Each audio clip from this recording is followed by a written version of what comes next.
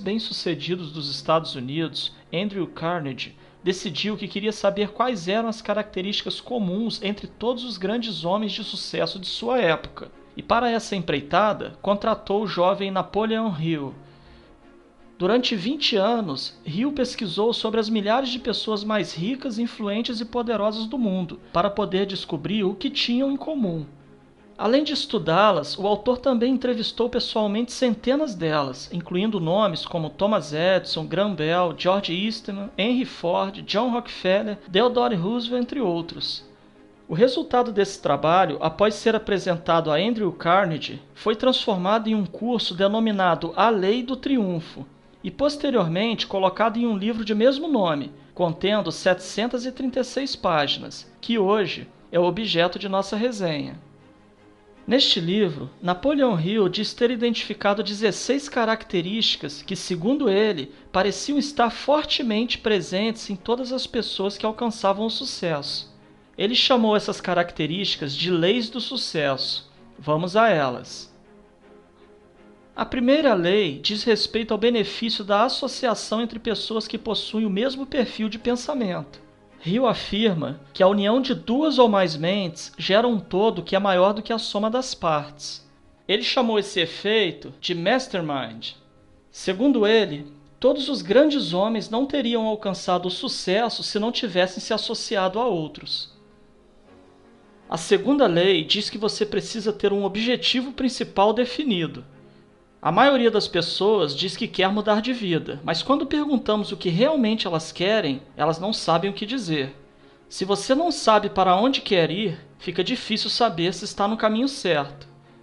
O objetivo principal de sua vida deve ser escolhido com um grande cuidado e, depois de escolhido, deverá ser escrito e colocado num lugar onde se possa vê-lo pelo menos uma vez por dia. Isso tem por efeito psicológico impressionar o subconsciente da pessoa de tal maneira que ela aceita esse propósito como um lema, um projeto, uma planta que finalmente dominará as suas atividades na vida e a guiará passo a passo para a consecução desse objetivo. A terceira lei trata da confiança em si mesmo. Segundo Napoleon Hill, as pessoas de sucesso que ele entrevistou demonstravam grande confiança em seu próprio potencial, quer seja para resolver os problemas ou mesmo para saber quem chamar para resolvê-los. A autoconfiança é fundamental para quem quer empreender algo. Quem vai confiar um investimento em alguém que não demonstra segurança no que faz? Você confiaria? A quarta lei diz respeito à economia. Ter disciplina financeira é fator indispensável para quem almeja o sucesso. Embora o dinheiro não seja a única variável utilizada para se medir o sucesso de uma pessoa, quando estamos falando de negócios e empresas, este é sim um dos fatores mais importantes. O estudo mostrou que os entrevistados sabiam controlar muito bem suas finanças, de forma que se de repente aparecesse alguma boa oportunidade de negócio, eles teriam condições de aproveitá-la. A quinta lei aborda iniciativa e liderança. Um ponto bastante claro nessa pesquisa é que todos os entrevistados tinham um perfil de líder e não de seguidor. Todos tomaram a iniciativa de assumir o controle de suas próprias vidas, de empreender e tinham a capacidade de levar os outros pelo mesmo caminho. Embora a maioria das pessoas não tenha o perfil de liderança, estudos mostraram que ninguém nasce líder. Essa característica é puramente comportamental e, portanto, pode ser trabalhada e aperfeiçoada. A sexta lei fala sobre a imaginação. Pensar fora da caixa era característica fortíssima entre os empresários bem-sucedidos.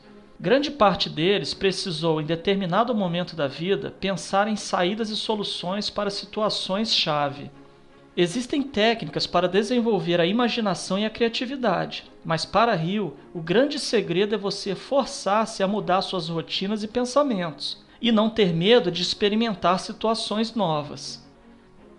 A sétima lei destaca o entusiasmo, que é uma das características mais importantes. A maioria das pessoas até tem um forte desejo de mudar de vida, mas acabam por não seguir em frente. É como se faltasse combustível para ir adiante. Segundo Hill, o entusiasmo é esse combustível que move homens e mulheres em direção a grandes descobertas e empreendimentos. Grande parte dos maiores realizadores entrevistados eram incondicionalmente apaixonados por seus objetivos, de forma que essa paixão sempre fornecia o entusiasmo necessário para que fossem adiante. Mesmo quando as condições eram adversas, esse entusiasmo fornecia combustível para que fosse percorrido aquele quilômetro extra, que no final parecia fazer a diferença. A oitava lei do triunfo é o autocontrole. Ensina que devemos estar sempre no controle de nossas próprias vidas e jamais podemos ser escravos das tentações mundanas ou de estados alterados de consciência, como a embriaguez, por exemplo. Devemos pensar no curto, médio e longo prazos e ter consciência de que tudo o que fazemos hoje nos aproxima ou nos afasta de nosso objetivo principal. A nona lei mostra que devemos fazer sempre mais do que nossa obrigação. Se você quer se destacar em sua área de atuação, precisa criar o valioso hábito de caminhar o quilômetro extra, de fazer sempre mais do que sua obrigação. Do contrário, você será apenas mais uma pessoa mediana, igual a tantas outras. Segundo Hill, existem dois tipos de pessoas que não vão para a frente na vida: aquelas que não fazem o que lhes é pedido e aquelas que só fazem o que lhes é pedido. A 10ª lei diz que devemos ter uma personalidade atraente. Todos os negócios resultam de interações humanas. Cultivar uma personalidade atraente é ser uma pessoa agradável, simpática, bem apresentada. Não estamos falando de padrão de beleza, mas de comportamento. Há quem não faça a menor questão de ser simpático. Tudo bem, é um direito de cada um. Mas saiba que ter muitos diplomas acadêmicos e conhecimento técnico não será suficiente para lhe colocar em patamares mais elevados em sua carreira profissional. Além de competente, você precisa saber se relacionar de uma forma agradável com outros seres humanos. A 11ª lei é sobre pensar com exatidão. É preciso aprender a separar os fatos da mera informação. Hoje em dia, é comum encontrarmos nas redes sociais toneladas de informações tendenciosas e sem nenhuma veracidade comprovada, que visam exclusivamente deturpar suas conclusões e manipular suas decisões. O objetivo desta lei é alertar para a utilização de mecanismos que lhe permitam trabalhar com fatos comprovadamente verdadeiros, que possuam importância real, que realmente sejam úteis de alguma forma para a sua vida. A 12ª lei fala sobre concentração.